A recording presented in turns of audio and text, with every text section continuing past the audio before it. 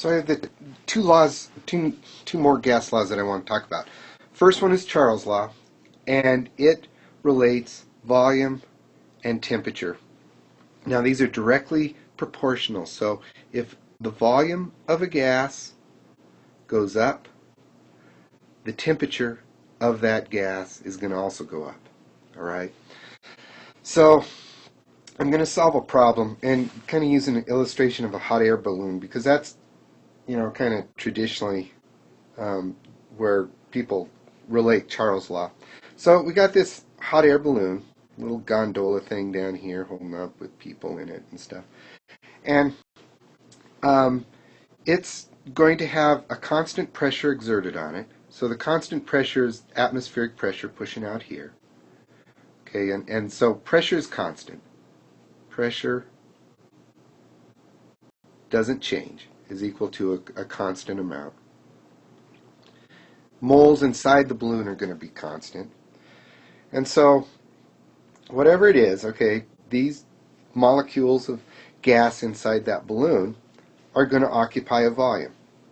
So whatever that volume is, whatever the temperature is, I'm going to change that. And I'm going to change it by heating up, with my little gas jets, heat up the balloon. As I heat up the balloon, the kinetic energy of the gas particles is going to increase. And they're going to start moving around a little bit faster now. And as they move faster, they're going to collide with the sides of the container more often. And because the pressure is constant, it's going to make the balloon get bigger. Okay? So an increasing in temperature is going to increase the size of the balloon, making it less dense. It's going to be more buoyant and it's going to rise. Well, that's Charles' law. Now the only thing you really need to be careful of is anytime you're dealing with temperature in gas laws, it must be in Kelvin. All right? So don't forget that. That is seriously important. Otherwise, these gas laws aren't going to work. So here's just an example of Charles' law. Let's say the balloon had a volume, an initial volume of, say, 500 liters.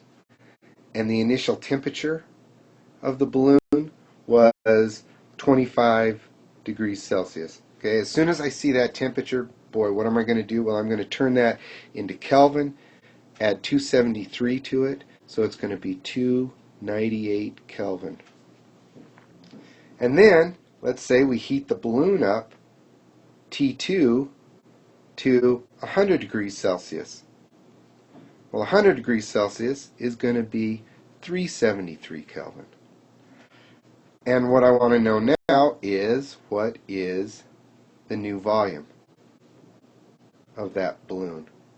Now, again, pressure is constant. So, this is what I do. It's V1, so it's 500 liters over 298 Kelvin is going to equal X number of liters over 373 Kelvin. In this case, I'm going to cross multiply. I'm going to multiply 500 times 373, 298 times X.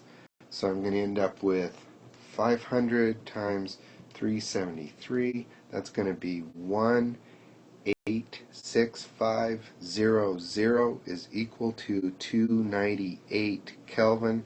Solving for K, K is going to be equal to 298. K is going to be equal to 625 Kelvin. Okay? So that's going to be the temperature. In degrees Celsius minus 273, it's going to be the temperature T2. Or did I say? Messed that up. Forget that. It's not Kelvin. That's the. That was K. Where did I get the? Jeez. Forget all that. Yeah, messed that up. I was solving for the liters. Okay. The liters are going to be, or the volume. Well, let's change that. I'm not so sure. Messed this up. Volume V2 is going to be 625 liters. That makes a heck of a lot more sense. All right. So don't make that same mistake. I was solving for K. In reality, that's where I messed up when I wrote this down. I should have had X there. Okay, so I was solving for X. So anyway, the volume went up as the temperature went up. All right, let's see if I do a better job on Guy Lussac's law. Lussac's law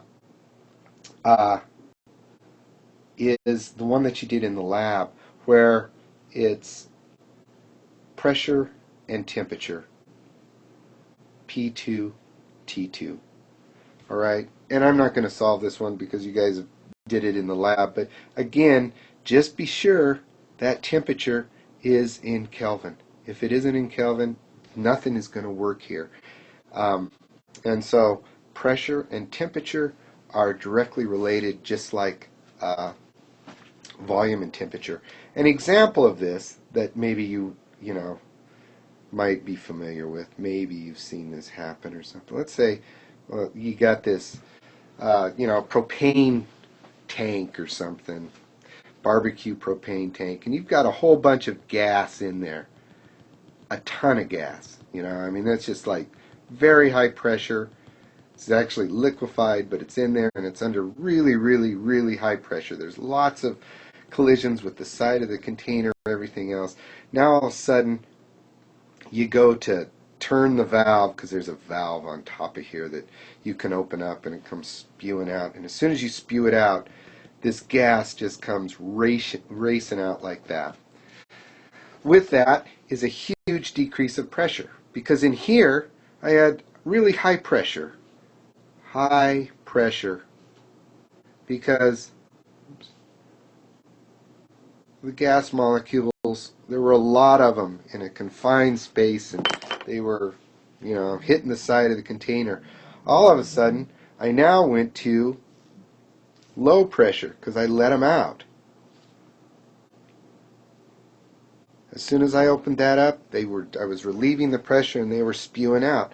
Well, as soon as they came out, guess what happened to the temperature?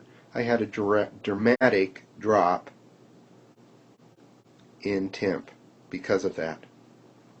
And maybe you've seen that. There are those little pumps that CO2 cartridges that you can fill a bicycle tire up with.